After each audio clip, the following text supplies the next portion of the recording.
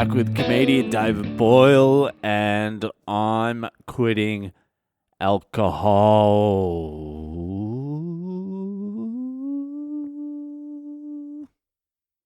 So the last few days I've been doing a big fucking clean of the house and of my room and of everything. A full fucking proper goddamn no shortcuts clean. To get my life in order, to get my head in order, to organize my soul. It's so fucking overdue. I think I've been putting it off for about 3 or 4 years. Remember when Jordan Peterson first came out? And the first thing he said was, clean your room. Before you start taking on the world, how about you clean your fucking room? And I love Jordan Peterson, and I listen to every single one of his fucking lectures online. I listened to about 1,000 hours of shit, I reckon. But I never actually cleaned my room. I never actually did the first thing he advised you to do. But this clean is to fucking just get everything organized. I had bags full of shit I didn't even know what it was, jammed in cupboards, shit hidden away, just a lot of skeletons in the closet, like my actual personal life. And that's what I was thinking, you've got to exorcise these skeletons. And the biggest skeleton in my closet was a bag in my top cupboard, my old backpacking bag, my first backpacking bag. There's nothing sentimental about it. I don't give a fuck about it. It's what's in it. What I kept in that bag and what I've been avoiding for at least 8, 9, maybe 10 years is going through the notebooks of my writing that I keep inside that bag. The horror, the fucking horror that has been awaiting me inside those fucking notebooks. And you know they're there as well. They're there haunting you. You can avoid it as long as you fucking like, but one day you are going to have to look in those notebooks. And I started doing that today, and it's not fucking pretty. That's the hardest thing about doing anything creatively, is how fucking shit you are at the start. Because before you start, you have this vision of who you are and what you're capable of. And then you start and you begin to realize there's quite a big discrepancy between that vision and your actual ability. That's why it's so hard to watch yourself doing stand-up or anything. It's like, oh, who is this disgusting cunt? I mean, it's hard to watch gigs you did last week. It's like, who is this fucking disgusting, needy fucking idiot? That's last week. Then you go back and watch stuff from fucking years ago, and it's seriously like watching a fucking horror show. It's like, who is that person, and why aren't the crowd charging the stage? Why aren't they throwing bottles at this fucking moron? What's he doing up there? Can someone help him? Can someone get him down? So all those fucking notebooks are in there, just waiting for me to face my own hubris.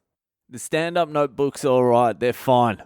I found my first one and it sucks, but it's bearable.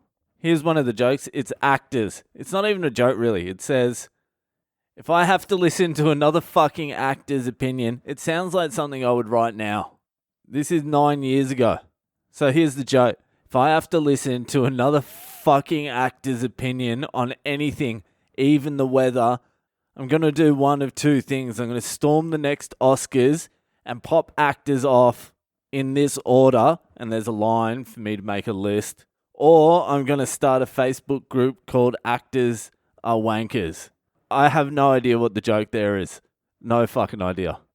I think possibly if I was like an archaeologist of jokes and I'd have to dig up a punchline here, I think the Actors Are Wankers Facebook page juxtaposed against killing them. I think that's the joke. I don't know.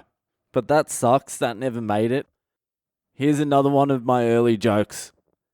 Sexual harassment. This is no shit. This is the joke. Personally, I think taking sexual harassment out of the workplace was a big mistake. Personally, I think there should be more. And then in brackets, think of something here. What, like a joke? So I'm like, sexual harassment is good. I'll worry about the punchline later. Just think of something here. Just ram it in there. should hold up. But that's not even the bad stuff. The comedy stuff is fine. I can deal with that. I've bombed that many times and humiliated myself in public that many fucking times, it doesn't even register anymore. What really hurts, what has really shaken me to the core today is I found my notebooks from before I started comedy. I found my notebooks from when I thought I was going to become a writer. The fucking horror. The absolute fucking horror of reading the 24-year-old version of yourself trying to be profound. Oh. It's one of the hardest things I've had to do in a long fucking time. So I'm going to read you out a little bit of stuff just to get some idea of what kind of fucking, I don't know what I am. It's hard to fucking tell. So this notebook is from 2009. So I was like 24. Oh, God. So what my plan was, I was going to read you out some stuff that I thought was half bearable. And then I was like, nah, that's been a fucking pussy. I'm going to read you the stuff that makes my fucking stomach churn.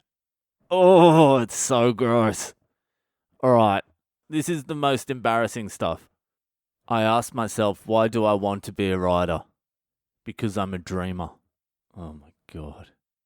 Just that's enough. That is because I'm a dreamer. Oh my God. Because I'm a dreamer. I'm a lover. I'm a fighter. I'm a hater. I'm a smoker. I'm a toker. I'm a midnight joker. Ugh. I'm sane and insane at once. I cheer for the underdog. I'm a bully. I'm generous. I'm selfish. I'm wise. I'm idiotic. I can make people laugh. I can make people cry. Oh, this one really hurts. I can sit atop a mountain and look down. Oh, you think that's bad? Wait for this. I can stand at the foot of a mountain and look up. Oh. I want and need everything I see. It's time to be honest. So that's why I want to start writing. Oh, God. I've got a story in here called The Wart-Cocked Casanova. There once was a man so beautiful that the mere sight of him and woman would dribble fluids down their legs. All women desired the creature, the most beautiful man that ever walked the earth. Men hated him, knowing if he desired, he would have any man's wife. Not just any man's wife, but as many men's wives as he desired. But this god of seduction had a secret hidden under his pants. In his undies between his legs was the most disgusting, revolting, wart-covered, pus-oozing, scabbed-up, blistered-up penis known to man. Ugh, known to man. He was placed in such a conundrum. He could have any girl he wanted, yet couldn't have sex with them. Not even the smallest little wristy. This is seriously the most fucking fucked up shit. That story, that Casanova story, that's the first paragraph. It goes for 1, 2, 3, 4, 5, 6, 7, 8, 9 pages of the wart-cocked Casanova. More of that quality. I'm not reading your fucking 9 pages of the wart-cocked Casanova. I really was a delusional cunt. This one's real gross. This one's real gross because I've basically just written a paragraph as if I'm Henry Miller. As far as I could tell, the only thing people were achieving was stopping the shit marks from sticking to the bowl, where I wanted to shit on the kitchen table and burn the house down to light my smoke. Such idyllic scenes were constantly running through my head. Ugh. It's so fucking shit.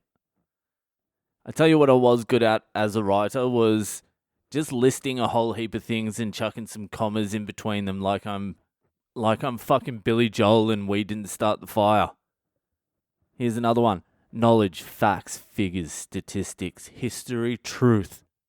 To me, we're all just useless jokes, trivial matters of very little importance or consequence.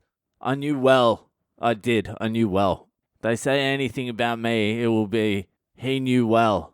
I knew well that with the right fire in the belly and just a little bit of time, anything could be disproved. The head meant nothing to me. Its primary use was to break falls. Oh my God. Might as well keep going. I'll give you one more. Alright, this one. Oh my God. I'm going to need a shower after this. Oh, I'm so glad I became a comedian. This is fucking gross. Alright, here we go. This is the last one you're fucking getting. Ugh.